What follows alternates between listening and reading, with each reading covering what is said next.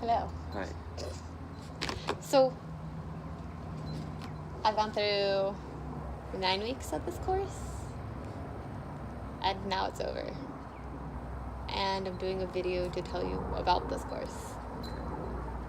It's hard talking to grown-ups. I'd rather talk to kids. Be like 5. Okay. No, don't be like my 5-year-olds. So, Common Core has not always been how we learn, how we teach. I mean, we were same years in school. Kindergarten wasn't as intense. We got to play and we got to color. And now they're learning to read and write and add and subtract and do all the stuff that first graders were supposed to be able to do. And Common Core is more teaching the kids how and why and what. It's not just plug and chug, plug and chug. It's like I was saying last time, it's all about the process. What is it? Process over... What is it saying? It's like the process over product. It's not what you get.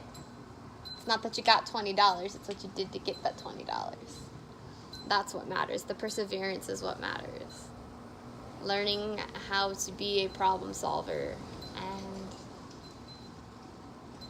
go from point A to point B without stopping a lot and without being like, okay, well, this works because I put in the number 3 right here, and I put in the number 7 over here.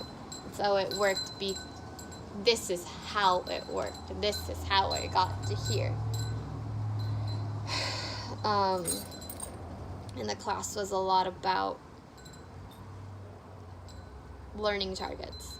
What are the kids going to be able to do? And in kindergarten, we have our I can statements. I can't say my ABCs. I can fluently read my alphabet. I can write a sentence about myself. Just really, for kindergarten, it's just really simple I can statements. That really, the I can statements can be for anything, you know. I can find the slope of a line. Slope, intercept of a line. That's a thing, right? No? So I can find the... Yeah. It can be making them I can statements based off of the standards rather than just here's a whole bunch of standards and here's complicatedly what you're going to be able to do. But with it, we had one article about how to teach skills and how to design rubrics and explain intervention to parents, and that intervention isn't always... It's not always a bad thing. It doesn't mean that your kid is dumb. It doesn't mean they don't know what they're doing. It just means they need a little extra help and things explained to them in a different way, but essentially the rest of the class is going to continue moving on as they are because they don't need that additional help. They don't need that change. And the one thing I never thought about rubrics until this class actually was the fact that you take a rubric and it's not just critiquing how you did. It's good for self-assessment. It's good for students seeing what's expected of them. And especially with the older grades, make more sense of an I can statement. Like I can write an autobiography, or I can write a biography on blah, blah, blah, blah, or I can explain the theme behind Frankenstein. But then breaking down the rubric into, you know, this was done, and each of the like levels depending on how good they did, and this was done and this was done. The students can also see that it's more than just, okay, I can tell you this was about this and this was about that. It's what really goes into the process. And just like with Common Core being, you know, not the answer, it's just how you get to the answers, how you get to that understanding. And being able to tell how you got there. That's important too, because if you ask, a kid can tell you 2 + 2 is 4. Well, how do you know? Tell me how you did it. That's the answer you're going to get from a lot of people.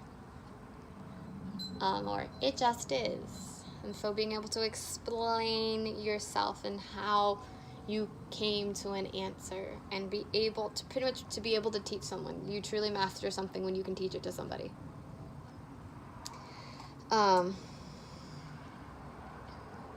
Summative assessment and formative assessments were talked about in a chapter, and also that's what one of our weeks was on.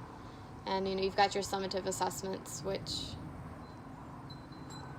normally you don't go back and you don't reteach. It's like the end of a unit, the end of a chapter. But you can still see, I do need to go back and work on this. But like your formative assessments are normally really quick, and they're not always pencil and paper. So like, do you understand? Thumbs up, thumbs down. Write your answer on the paper and then show it to us. Chin it, whiteboard. And then you can just walking around and just listening to students talk. There's a lot more talk time with Common Core than there was with whatever the old standards were called. I don't remember academically talking a lot in elementary school. Yeah, I don't think so. I feel like the teachers did all the talking. And I think that's part of the reason when I was younger that I wanted to go into teaching. I wanted to be the one doing all the talking. But now it's more student-centered and less teacher-centered. The teachers are more the facilitators, which is from what people have said, it seems to be what college almost always was. Especially when you get into your labs and stuff. The teachers, as you get into your more like upper division where you're getting hands-on with concepts, your teacher's more of a facilitator, because you're not going to have your boss doing your job for you and telling you how to do your job. You're going to have to get in there and get messy with it and learn how to do it. So Common Core kind of just starts it all from the beginning, that the kids are learning how to do things and how to make sense of things on their own. And I feel like the book also kind of talked a little bit about how assessments aren't scary. That and self-assessing isn't either. And that's a really big way to get the kids to see that taking a test or being evaluated isn't scary. It's just an extra step helping you get to that end goal.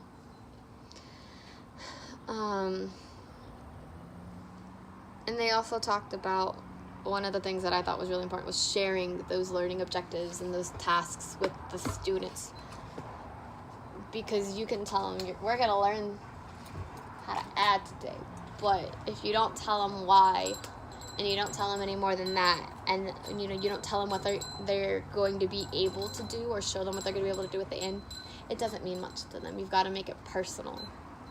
And I feel that Common Core is complicated, but it's just more complex until you start to make things relevant and interesting to the kids.